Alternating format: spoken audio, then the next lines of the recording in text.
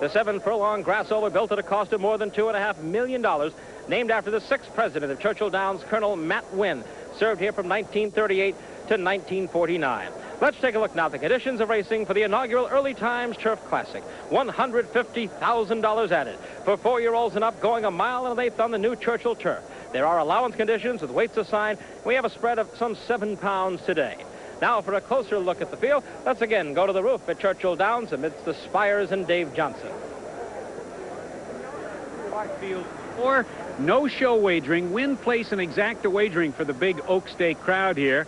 And it's an interesting field. Let's take a look at the morning line and jockey assignments. The number 1 horse is Creme Fraiche, 123 pounds, and 4-1 with Eddie Maple in the morning line. Manila is the 2-5 choice, and check that weight because of the allowance conditions, 120 pounds, 3 less than Creme Fraiche. Jacinto Vasquez rides for trainer Leroy Jolly. The number 3 horse is Lieutenant's Lark. Howie Tesher trains, Robbie Davis rides, 3.5 in the morning line. And Vizlak completes the field, 112, the lightweight, Pat Day rides, and 8-1. You know what's so special about this week here at Churchill Downs is the mix of history and innovation. And the two meet so beautifully this afternoon with the inauguration of turf racing. And in today's field, a true champion. Here's that story. Astropod Game coming back toward the inside. Manila is third, and Dancing Brave has been defeated, and they're coming to the wire, and it's theatrical. Manila coming after him. Manila on the outside, and yes, Manila gets there in the final strides, and a jubilant Jose Santos. It's hard to believe now that last year's champion male turf horse, Manila, started 1986 as a maiden. That means he had no victories. But he would finish the year with a title and over $1.8 million in earnings. Trainer Leroy Jolly. Well, he was a very good maiden. You know, he's a very good horse, and he's just one of those horses that as each step up the ladder, as things got tougher and more competitive and the races got bigger, he seemed to be able to kind of grow up and handle the situation, and I think he's just a tremendous racehorse. On the year, Manila started 9 times on the turf with 7 firsts, 2 seconds, and he won his last 7 starts on the grass, including this win in the historic United Nations on the turf at Atlantic City in stakes record time. But the race that solidified Manila as a champion was against the world's best turf runners in the Breeders' Cup. That was a great race. Terrific horses from this country and from Europe. Dancing Brave, of course, an outstanding horse in Europe. Estropad, who raced in Europe earlier in her career, came back to the United States and won the Arlington Million. Theatrical, who's been a good horse in 2 or 3 different countries. So that was a terrific field of horses, and it was really a terrific race. But now Manila, the champion turf colt, may be headed back to the main dirt track. Well, he broke his maiden on the dirt by 10 lengths or something down in Florida last winter, and he trains so well on the dirt that I think that he can probably run on either surface. And after this race here on Friday, there's a possibility that his next start might come on the dirt. We might find the right spot. And there you see Manila in the saddling stall, ready for this afternoon's performance. And with me now is Will Farish, who is part owner of Manila and master of Lanes End Farm, where Manila will stand when he goes to stud. Now, Will, when you negotiated the deal for Manila, he really wasn't the household name and the sensation that he is now. What did you see in him? Well, Charles, he was a exceptionally well-bred horse, a beautiful horse conformation-wise. He won the United Nations at Atlantic City in exceptional form, and we thought he was one of the most exciting potential sires in the country, even at the time.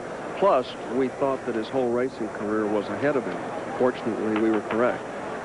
A horse like this will be enormously popular at stud, but racing on the dirt and winning some major stakes on the dirt will enhance his value. Would you consider doing that soon? Absolutely. I think part of the plan with Manila this year is to run on the dirt. I think sometime in the summer we'll do that, possibly in New York. A lot of pressure here, 7 in a row here now. Absolutely. It's always tough when a horse has won this many and for a year's time, but he's quite a horse, and I think he's up to it. Well, he is a tremendous horse, and lots of luck this afternoon, Will. Thanks for being with us. You bet. Thank you. Chris, back to you. Thank you, Charles. So you got to know Will Farish is looking forward not only to a great race, but to retirement is bringing Manila to beautiful Lanes Inn Farm. We'll be back, the post-parade for the first Early Times Turf Classic, when we come looking first at Creme Fraiche. Creme Fraiche, the top money earner in the field, over $2.5 million. Third or better, 29 of 37 races in his great career. Of course, you know the former Belmont Futurity winner. Owned by Brushwood Stable, trained by Woody Stevens, and Eddie Maple will have the ride. The number 2 horse, here is the champion. This is the bay colt Manila, winner of over $1.8 million. Has not lost since May 18th of 1986. Leroy Jolly trains. Bradley Mike Shannon owns. Jacinto Vasquez is in the irons for the ride. His second ride on Manila, on him for the first time at Keeneland about 3 weeks ago. The number 3 horse, another one of the big stakes winners in this field that makes it such an exciting field, Lieutenant's Lark. We saw him win one of our races back last fall, the Washington, D.C. International. Lieutenant's Lark, owned by Lowell Stevens, trained by Howie Tesher, and ridden today by Robbie Davis. The number 4 horse, rounding out this field, the longest shot, trained by Hall of Famer Jack Van Perg. This is Vilzac. Unraced at 2, has not won a race this year, but has a winner up on him today. Pat Day, 2-time Eclipse Award winner, will have the ride on Vilzac. And that's the field. It's short on numbers, but it is long on quality for the Early Times Turf Classic, a 1.1 miles on the grass course here at Louisville. As I mentioned, it will be the first time they've had the big stakes race on this turf course. Let's bring you up to date now on the odds. Your first look at the public's perception of this short field. Remember, again, there is no show wagering today because of the field of 4. Creme Fraiche is at 4-1. The champion Manila is at 2-5 right now. Lieutenant's Lark is 5-1, and Vilzac also at 5-1. There's a rundown of the field. Now let's join Charles C. Kennedy to talk about one of her favorite horses, Creme Fraiche. Good old Creme Fraiche. He's got a tough assignment today, facing Manila, but he has had his day in the history books. A few years ago with Woody Stevens in the 4th straight Belmont Stakes. Charles, I think of you back in the Louisiana Downs. Remember you, the exercise rider on Creme Fraiche, who came for that 85 Super Derby. And he really has been a horse that has a remarkable record. For Woody Stevens, a very special horse, because that was his record-breaking Belmont. Yes, it was. Yes, it was 4th in a row for Woody Stevens. We're going to take a look at that now, the 1985 Belmont Stakes, and it was quite a battle down the stretch with Creme Fraiche and another Stevens stablemate, Stephen's Odyssey.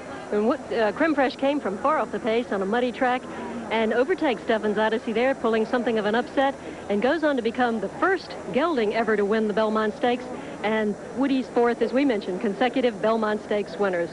And also, there he goes warming up, and he's pretty versatile too. He not only runs on the dirt, but he's pretty handy on the turf, and that's what he's facing this afternoon.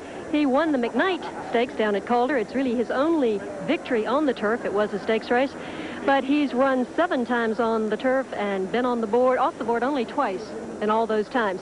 And somebody who is very, very proud of Creme Fraiche is his owner, Betty Moran of Brushwood Stable. And Betty, he's got a tough assignment this afternoon because he's got to give Manila 3 pounds under the allowance conditions. Yes, he does, but this could be another Belmont for me if he could beat Manila, because Manila's a grand horse. Yes, he is. Well, you must have a very, very special place in your heart for Creme Fraiche because he's done so much and so often. I really do. I just love him. I hope he can continue on for many more years and give us some more exciting times. Congratulations on Mime Sweet's 3rd just a minute ago, and good luck this afternoon. Thank you, Charles. Thanks for being with us. And now we'll go to Chris Lincoln, who's got Creme Fraiche's trainer, Woody Stevens. Oh, Woody, don't run off on us here. Here's Woody Stevens right here, the Hall of Famer. Woody, awfully game effort by Mime Sweets, and now Creme Fraiche. He just keeps winning more and more for you. He very seldom runs a bad one. He may not be a great horse, but you make a mistake and he'll beat you. Woody, you're up against the champion here in Manila. Well, this horse has done awful well for us. Now, I think he's going to run good today. We may not beat Manila, but I'm sure he's going to run a good race. Woody, always good to see you. Thank you much. Thank you. Woody Stevens, the trainer of Creme Fraiche. As the horses warm up on the backside, we'll be returning to Churchill Downs and get set to run the inaugural Early Times Turf Classic when we come back to Louisville.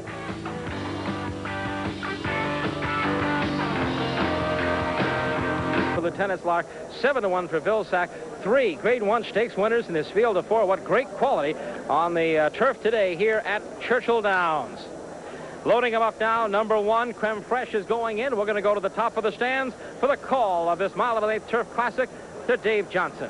And you know, you'll see there that Eddie Maple is wearing a substitute silks. I guess the ones he wore on I'm Sweets, which was the same Brushwood stable colors, got a little bit dirty, a little bit sweaty. So Maple cleaned up, and the followers are hoping that as second choice, they'll clean up at 3.5 this afternoon. It's a great matchup with Creme Fraiche, first gelded horse to win the Belmont Stakes in Manila, the 1-5 shot alongside. 4 of them are ready to go.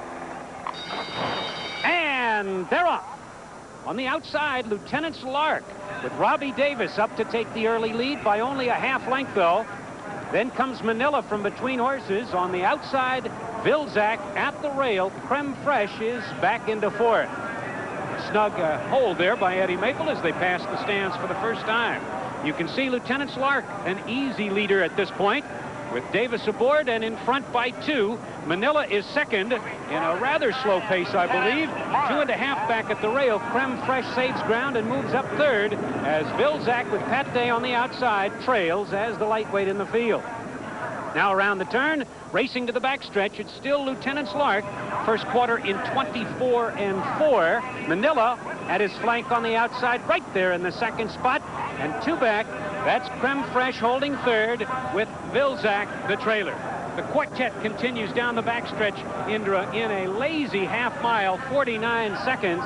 And it's Lieutenant's Lark still in front, holding on to the lead by about half a length. And on the outside, Manila poised in second. Length and 3/4 back, Creme Fraiche, hoping to pick up all the pieces through the stretch, is racing third. Vilzac a distant fourth. Midway on the turn.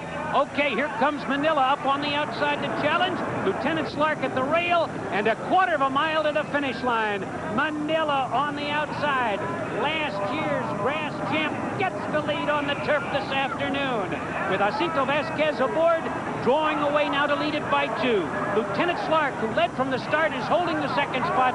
Vilzac on the outside is closing, but not fast enough. They're in the final 70 yards, and it's a cakewalk as Manila is eased under the wire. What an easy victory for the odds-on choice with Vasquez aboard, winning it by about 3 or 4 lengths. Vilzac was up for the place spot. Lieutenant Lark and Creme Fraiche the trailer in this inaugural running of the Early Times Turf Classic. And because it is the inaugural, that's the track record, and the stakes record 1:48-4. Thank you, Dave, and that is the champion you're looking at right there. Manila has just won his 8th straight, has not lost the race since May 18th of 1986. And what a great performance by Manila, the turf champion of a year ago, and he was a very impressive winner here today.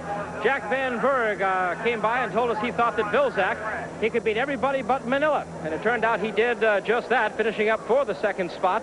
And it was Lieutenant Lark third, and finishing fourth was Creme Fraiche. Let's take a look at the race again as we go to Dave Johnson for the replay of the win by the champion Manila. Oh, it's a champion in action, too, as we watch the replay. I can't wait for this horse to show his stuff on the turf. Lieutenant Lark battled gamely. Remember, he, with Robbie Davis, had won the International down at Washington, D.C. But there you saw it. Vasquez looks over his right shoulder, unsheathes the sword, and comes home a winner. He doesn't have to use this whip on this horse. Carrying 120 pounds, Manila was just the easiest kind of winner this afternoon. Watch this champion. So many times we've watched this horse. He continues to thrill us with his action. What a beautiful sight as Manila comes home the winner in the $150,000 added Early Times Turf Classic. Just a beautiful performance. And wouldn't you like to see this horse on the dirt? Chris? Thank you much, Dave. And with us now is the national manager of Early Times Brands. This is Mr. Bob Miles. And Bob, for the champion whiskey of Kentucky, not bad to start this inaugural race. What a race. Boy, I'll tell you, it was something. That Manila is some horse. And I'm just really thrilled that we can start a tradition at Churchill Downs like we've started today. We have 2 fine old companies. Churchill Downs been around for 114, 15 years now, and Early Times been around for 125 years. So it's 2 old Kentucky traditions starting a new one. And for you folks across the country, as we leave you, take a quick look. This is the official drink, the Mint Julep, that's right, of Kentucky with Early Times. We'll be back in just a moment to make the race official. Manila, the champion of the first Early Times Turf Classic. Back here, and there is the winner, the champion Manila. Manila wins the Early Times Turf Classic. We'll take a look at the unofficial result and try to get a word in with Jack Van Berg, whose Vilsack ran a very impressive second here today, 148-4. Vilsack finishing second. Lieutenant Lark was third. Remember, there's no show betting on the race, and it was Creme Fraiche finishing last. Jack Van Berg here with us as you take a look at the Early Times Trophy as they assemble around the winner's circle there. And, Jack, I'll tell you, for Vilsack, never to have won in this country, hadn't won this year. Strong performance. He ran a big race, Chris. His colt's just coming around. We got him. He come from Europe. He was thin, a little run down, and just coming around to himself. Now, his last two races have been very impressive. He was beat a length and a quarter, Snow Chief, in the Oaklawn Handicap on the dirt. He came back on the grass today and was second. I think the way the best horse, grass horse in the country of Manila is. Jack, I'm going to say you've saddled so many great horses. What do you think of Manila on the grass? Well, I think without a doubt he's the best grass horse in the country. His race in the Breeders' Cup last fall was just out of sight when he got stopped at the 8th pole, inside of the 8th pole, and still come on and beat those horses. And well, they laid him up and freshened him up, and he came back very impressive over Keeneland. And today he was even more impressive. Jack, got some work tomorrow. You saddle Ali Sheba will break number 3 post position for the Kentucky Derby. How do you feel? Well, I'm just as confident today as I've been all week for the last 2 weeks. I'm high on the colt. He may make a fool out of me, Chris, but he's done everything we've asked him. And his last race, I look for him to improve tremendously. Jack, thank you much. All the best to the Run for the Roses. Thank you, Chris.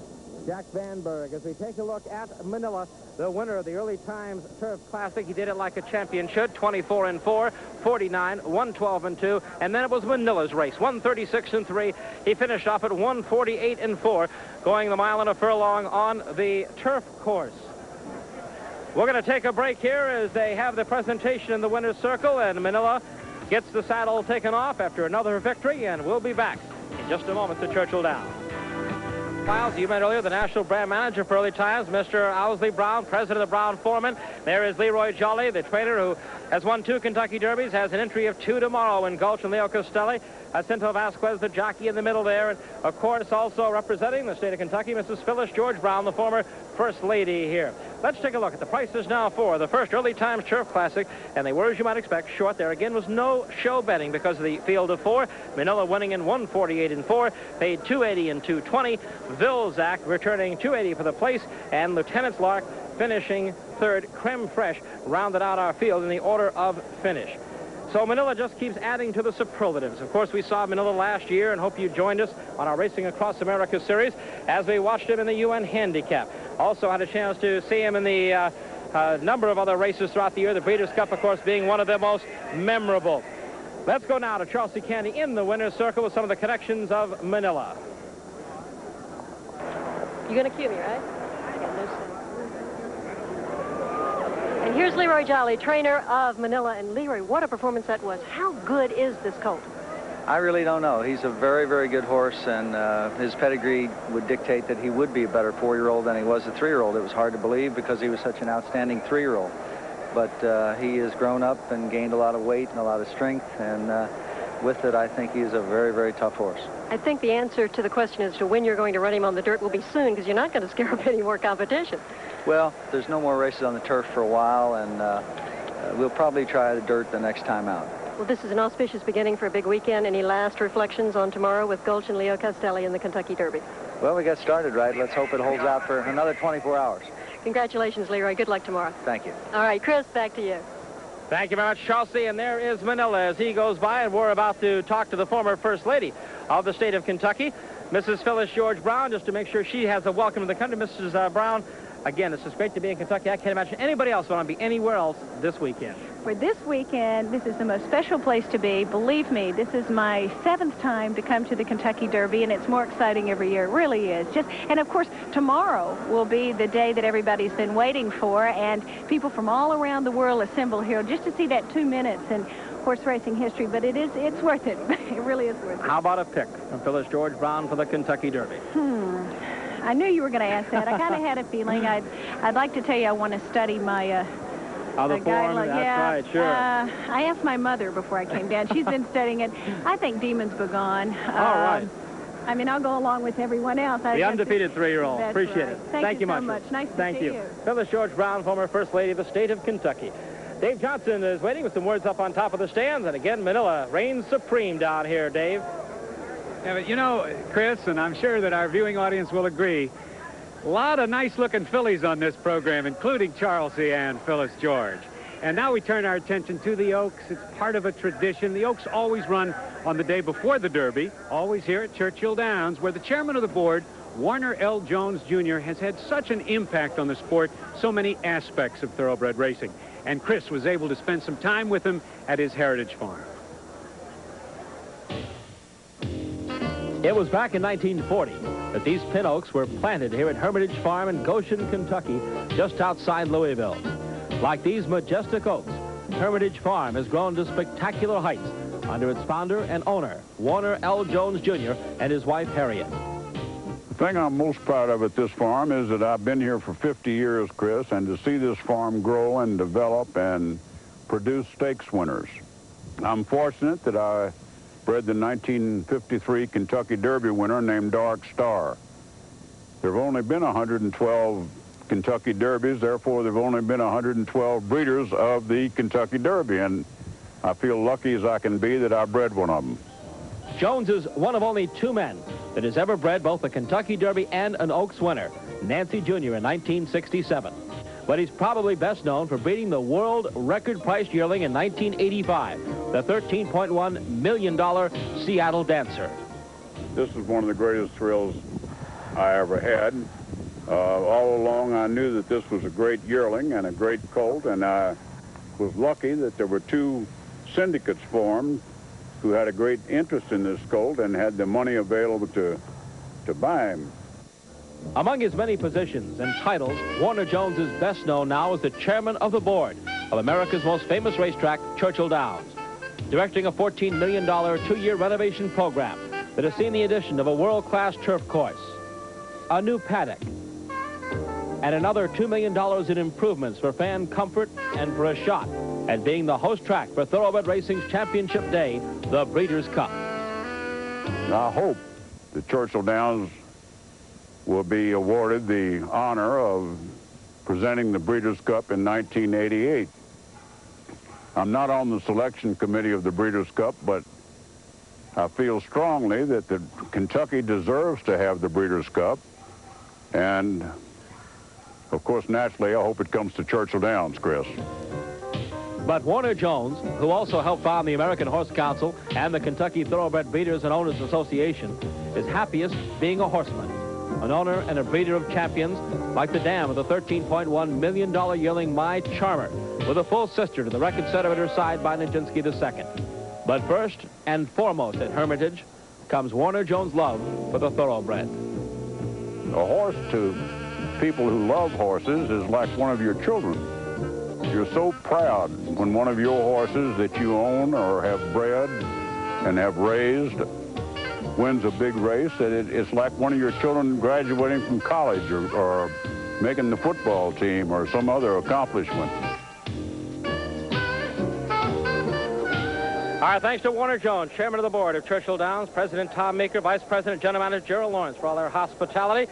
We've had a great time here this week at Churchill Downs. And now we're set for the 113th running of the Kentucky Oaks. It's the sister race of the Derby. Grade 1, $200,000 added. They'll be going 1 1/8 miles. The race is for 3-year-old fillies. It dates back to 1875. And now to meet the field that'll run in this historic Oaks race, again to Dave Johnson. And they're getting ready. They're moving back to the beautiful walking ring and paddock to take a look at the field in person. Let's take a look via the morning line, jockey assignments, and all of them carry 121 pounds. We start with the D. Wayne Lucas entry of number 1, Super Cook, ridden by Angel Cordero Jr. at 5-1. And the other half of the entry, Chic Shireen with Gary Stevens, also at 5. Bury Your Belief is the 2-horse, trained by Laz Barrera and Jose Santos, up 5-1 the price. Number 3, Miss Empire with Walter Guerra, a long shot at 20. Number 4 is Hometown Queen. Pat Day gets the riding assignment and 3-1. Number 5, Very Subtle, and Chris McCarron will be aboard, 3.5-1 in the morning line. A very interesting horse is the number 6 horse, Up the Appalachie, the 2-1 morning line favorite, and Randy Romero. Completing the field, number 7, Center Box, starts at 10-1, and Bill Shoemaker. That's the field for the Oaks. Back to you, Chris. All right, thank you, Dave, and an impressive field it is.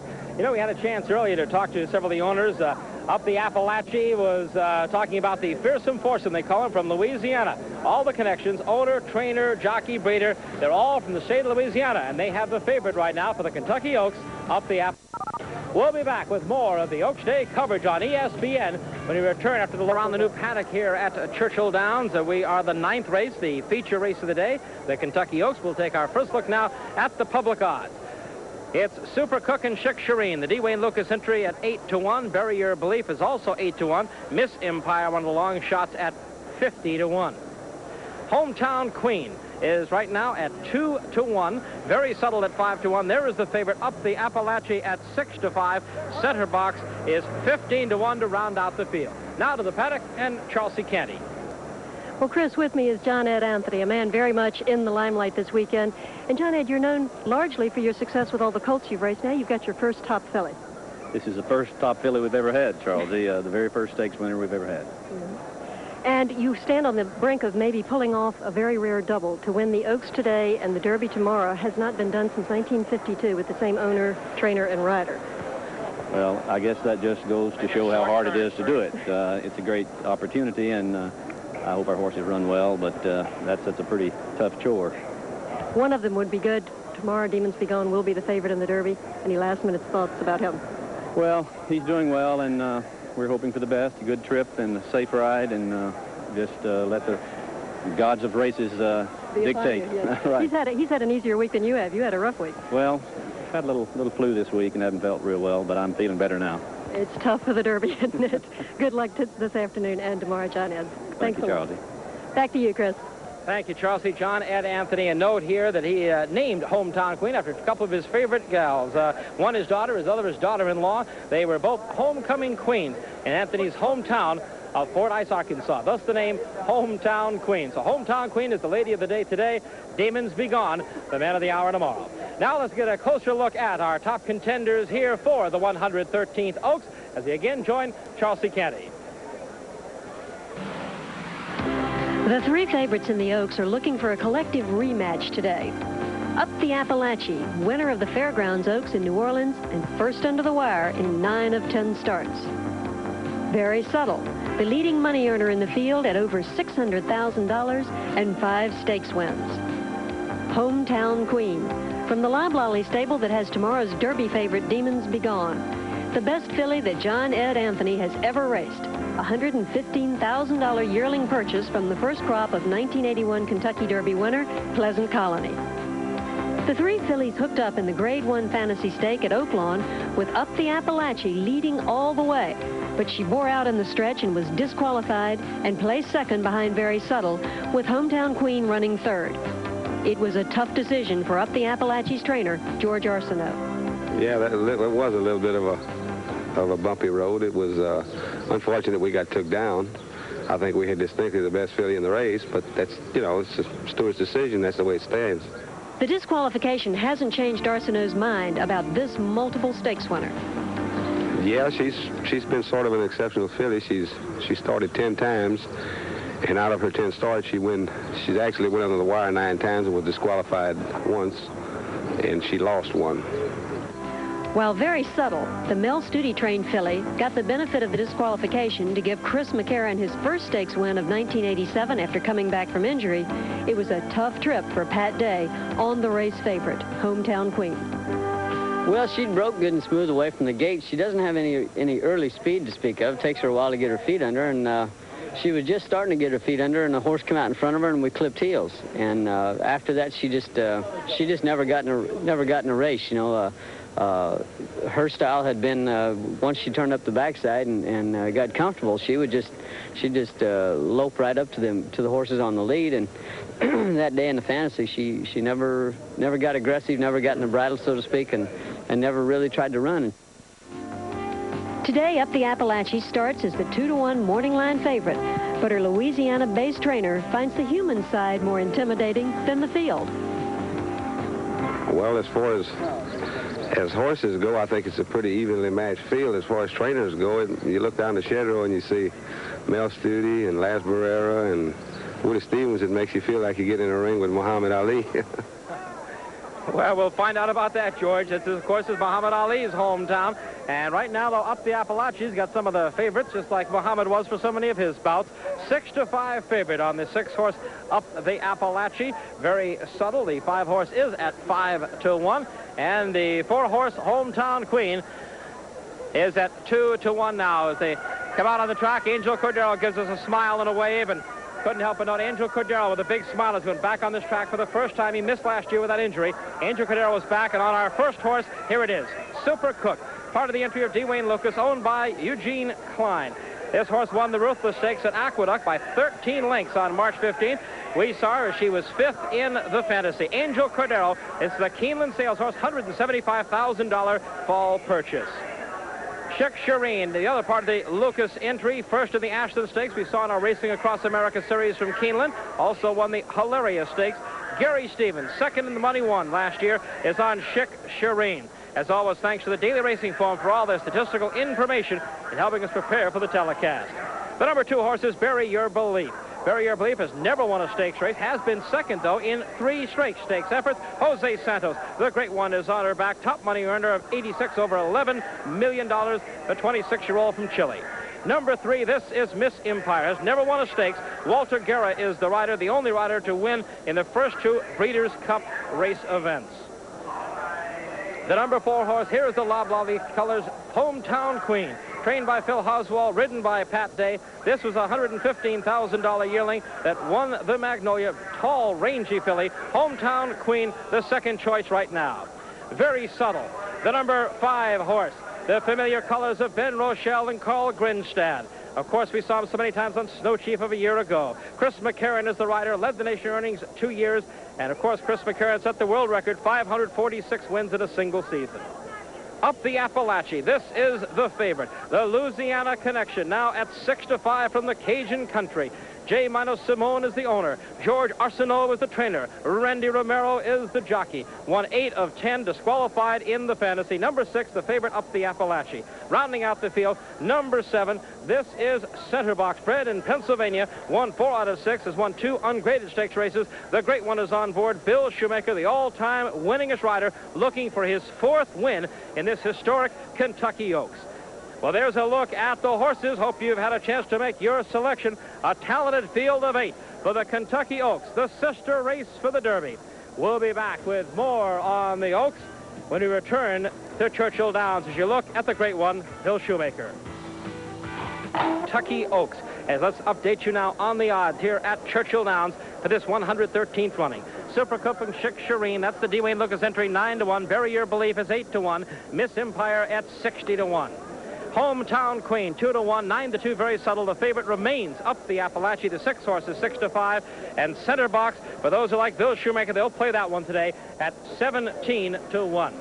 Well, we've talked to you about some of the favorites. You heard Charlesy give you a rundown of those 3 that ran in the fantasy and battled each other.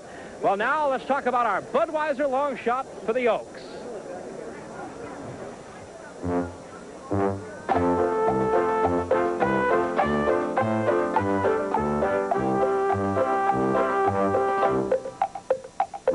Budweiser long shot is Bury Your Belief, a bay filly by Believe It who will try to become the first New York bred to win the prestigious Kentucky Oaks. And in the most important races, you look to the legends of the sport like Hall of Fame trainer Laz Barrera. Twice the winning trainer in the Kentucky Derby, Barrera saddled Tiffany Laz to win last year's Kentucky Oaks in this thrilling finish. And for Tiffany Laz fans, she's back in great form in '87. She took the Silver Spoon at Hollywood on Wednesday. So Barrera goes for 2 in a row with Bury Your Belief. In her last start in the Ashland Stakes, Bury Your Belief was making up ground with every stride and just failed to catch Chic Shireen. Today's added distance should be in Bury Your Belief's favor, and she picks up the services of Jose Santos, the nation's leading rider in 1986. That's Bury Your Belief, today's Budweiser long shot. At Bury Your Belief now, the 2 horse, as you see on the track at our Budweiser long shot, is at 8-1. 8-1 for the Budweiser long shot, Bury Your Belief. As the horses approach the starting gate, and Charlesy's rightly so corrected me. I should have known she'd done this. It is Chic, or Chic. chic. Chic. Very chic. And you see leading the way. The Lucas horses are also there. Of course, the White Vital, Bury Your Belief, is up there in front from the #1 post position there. As you take a look also at the great crowd here at Churchill Downs. And really is a new spirit here at the old place. Charles, they've done a great job with some of the renovations here. They have. That new paddock is wonderful and seems to have breathed life in the old girl. As they approach the starting gate, very subtle is quite a story, Charles. A very touching one. Of course, bought by the trainer Mel Studi for like $30,000 yearling purchase. Talked Carl Grenstead, the late Carl Grenstead, into taking this. This filly's only won, what, yes, $622,000. Certainly, regardless of the outcome of the race, a sad afternoon for Ben Rochelle. He's lost his old friend and partner, Carl Grenstead, last month. And Carl Grenstead's widow, Pale, is here today. They're loading them up now, as you see at the starting gate here. We have a total field of 8 running. There you look at the track record, 148 and 2. And we'll go to the top of the stands for the call of the 113th Kentucky Oaks and Dave Johnson. And again, post positions drawn by lot, as you see Super Cook, who is #1, but that's post position #5 that Angel Cordero Jr. guided the filly into. Just a few more ready to move into line, and then they'll be going for a gross purse of $239,000, $155,000 the winner's share, and even money on Up the Appalachie. They like the horse with the jockey change, Randy Romero riding for the first time. This is the horse that had trouble in the fantasy, as you'll remember, at Oaklawn. Shoemakers in line. We're ready for the start. The Oaks, 87. And they're off. And Very Subtle had a very bad beginning, as sort of stumbled there. From between horses, Chic Shireen to the front. On the outside, Up the Appalachie into second position, with Bury Your Belief tucked in at the rail, racing third. Then a gap of 3, and it's Miss Empire away from the rail in fourth. Very Subtle has recovered and is now fifth on the outside. The 3 trailers between horses, it's Super Cook on the outside center box, and at the rail is Hometown Queen, 8th and last as they move on to the backstretch.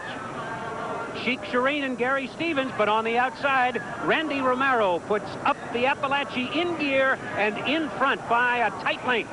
Chic Shireen back to second. Here comes Santos with Bury Your Belief on the outside, gaining a bit in third. Then it's 5 back to Very Subtle, fourth by 1. On the inside, Miss Empire racing fifth. After that, it's Super Cook on the outside, Hometown Queen, and the trailer is center box.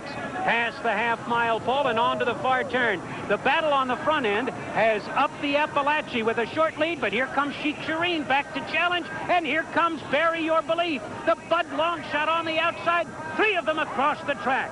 On the outside, Bury Your Belief from between horses. Up the Appalachie along the inside, Chic Shireen and Very Subtle gaining in fourth. As the field turns for home, it's Bury Your Belief getting the lead. On the inside, Chic Shireen, Very Subtle coming on Up the Appalachie between horses, and down the stretch they come. Bury Your Belief in command. Here comes Super Cook on the outside with Cordero for a late charge. Hometown Queen tries to gain toward the inside, but with 70 yards to go, it's Bury Your Belief, trained by Laz Barrera, ridden by Jose Santos, winning it by 3. Hometown Queen second, Super Cook finishes third. Bury Your Belief, the Bud Longshot, does it in the quick time of 1 minute 50 and 2/5 seconds. The 8-1 payoff, the Budweiser Longshot. Bury Your Belief gives the Hall of Fame trainer, Laz Barrera, his second straight victory. He won the 86 Oaks with Tiffany last and has come back to win it in 1987 with the great Jose Santos up. Dana Bray's filly, Bury Your Belief, bred in New York, has become the first New York bred in 113 years to win the Kentucky Oaks. The Bud Longshot, the winner, will be back to make it official. Get yourself a Budweiser to celebrate. We've got a Papa Budweiser today in support of our Budweiser Longshot, winner of the 113th Kentucky Oaks, the #2 horse, Bury Your Belief. We mentioned to you that Bury Your Belief, this bay filly, had never won a stakes race, was second in 3 straight stakes until today, but really picked off a big one here in the Grade 1 113th Kentucky Oaks. Here it is unofficially, Bury Your Belief in 150 and 2. Hometown Queen of Jordan Anthony and Phil Housewell running second. Super Cook finishing third, part of the D. Wayne Lucas entry along with Chic Shireen. There you see Bury Your Belief, owned by Dana Bray and bred by Dana Bray in New York.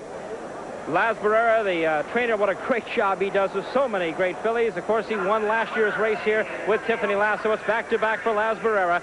And Jose Santos, the 26-year-old wonder rider from Chile, the top moneymaker with over $11 million his mounts earned last year, is up on Bury Your Belief. The Budweiser long shot opened at 5-1, and he went off at 8-1. And let's take another look, Dave, as we're celebrating with a cup of Bud. Bury Your Belief is stalking the leaders at this point. It's up the Appalachia on the outside in front. Chic Shireen is second at the rail. And here comes Santos, who's been doing everything right this spring. And it's a little bit of a sweetness for Santos because he lost the mount on Manila, which went to Vasquez. And Santos picks up the mount here on Bury Your Belief and buries the field. Let's watch in isolated view of our Bud long shot, the Bury Your Belief. You can see that Santos just gathers up the reins and cocks the right-handed whip and just leaves this field behind. Bury Your Belief, who is a daughter of Believe It, who competed right here in the Kentucky Derby and finished third. His first stakes win, a big one for the New York bred, who's finished second in 3 straight stakes, comes home a big winner for trainer Laz Barrera and jockey Jose Santos. It's Bury Your Belief through the stretch and to the winner's circle after the 113th running of the Kentucky Oaks. Thank you, Dave. Bury Your Belief, the winner of the Kentucky Oaks, cashing the biggest check of her career, her first stakes victory. And what a stage to perform that at, right? Churchill Downs the day before the Derby, and this the sister race of the Kentucky Derby. Bury Your Belief, as all the fillies carried 121 pounds. She is by Believe It, out of the Tom Rolfe mare, Bury the Hatchet. And look at the ring of photographers. Over 1,700 media credentials have been issued this weekend. Edgar Allen, he's got the toughest job in America, the media coordinator. Quite a win by Bury Your Belief. Let's take you back, though, to some of the race, the part of the race you usually don't take a look at, and that is the start of the race. Take a close look at the number 5 post position. That is Super Cook. Let's check it back. Very subtle. Number 5. Now, watch this very closely. Very subtle. Comes out, takes a bad step and goes down. You see a heck of a job by there. Almost went down. You saw the rider there, Chris McCarron, did a great job of gathering. And, boy, don't you know, Chris kind of had to gather himself there after his bad injury that put him out of racing for such a long time. We just saw him come back, in fact, and win his first stake race at Oaklawn during the Racing Festival of the South. This is a horse, very subtle, though, that we mentioned is owned by Ben Rochelle and the estate of Carl Granson, that likes to be on the front. Well, she had no chance to get there when she made that bobble at the start, almost going down. That cost her probably any chance to get there for Rochelle and the estate of Grenstead, along with Chris McCarron. Bury Your Belief, the 8-1 Budweiser long shot, the winner of the Kentucky Oaks. We're waiting for the prices, and when we get a chance, we'll put those on the board for you. As Bury Your Belief, trained by Laz Barrera, heads back to the barn area here at Churchill Downs. The fame spires there in the huge crowd here on the day before the Derby. This is Kentucky Oaks Day, as we'll take a look at the official results for you and the payoffs. And look at our Budweiser long shot returning $18, $6.20, $5.20 at a time of 150 and 2 for the mile and an eighth. Hometown Queen second, $3.83.40, and Super Cook, one of the Lucas entry, third with $4.40 for the show. And now the complete and official order of finish for this historic Kentucky Oaks. Number 1, Bury Your Belief. Hometown Queen second, Super Cook third, Miss Empire was fourth. So the New York Reds did well today, 1 and 4. Chic Shireen finishing fifth. Very Subtle was sixth after that bad start that we showed you. Up the Appalachia was seventh, and Center Box finishing eighth and last. That's a rundown on the field for the Kentucky Oaks, the order of finish. Now to Dave Johnson. With the dedication of the Colonel Matt J. Wynn Turf Course this afternoon at Churchill Downs, everybody thinking and talking turf racing, and so are we, as we reflect on a very special grass horse in our Breeders' Cup Championship moment. At New York's Aqueduct, determined owner John Nayrud gave 5-year-old Cozine a second try in the $1 million Breeders' Cup Mile. And this year, Cozine would not be denied victory, as trainer Jan Nayrud watched his dream become reality. Here comes the gray horse, Cozine, and it's going to be Cozine to win it. For For the Nayrud family and Cozine, this was their Breeders' Cup Championship moment.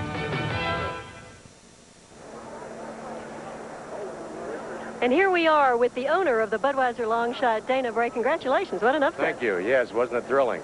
This is a filly you bred yourself in New York. Right, in Glens Falls, New York. We bred her there, and I have a breeding farm there. It's actually a thoroughbred nursery. And I want to say hello to all the people at our farm in Glens Falls and everybody else connected with this fine horse in Parker's farm in Ocala, Florida, among other people. Well, congratulations. She did the Empire State proud today. Thanks. Certainly did. Thank you for being with us. Okay. That's Dana Bray, no stranger to having good horses. He raced champion Johnny D a few years ago. Chris, back to you. Thank you, Chelsea. And there she goes, our winner of the Kentucky Oaks for 1987, Barry Yer. We'll be back in a moment. Great stakes races, and we want to give you a quick recap.